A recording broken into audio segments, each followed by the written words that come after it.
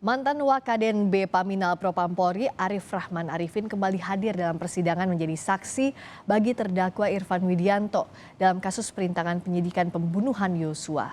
Arif mengungkap dirinya diperintah Sambo dan Hendra Kurniawan untuk menginterogasi Putri Chandrawati.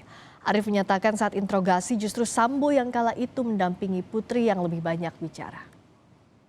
Apa kamu berhasil menginterogasi?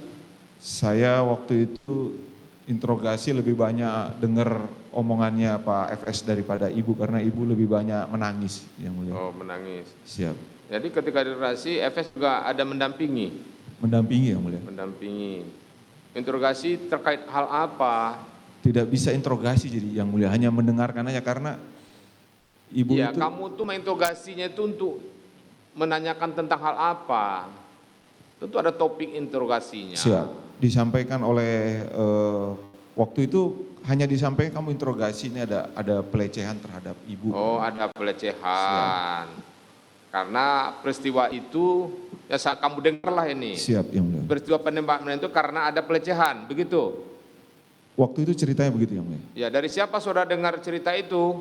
Dari Pak Ferdi Sambo.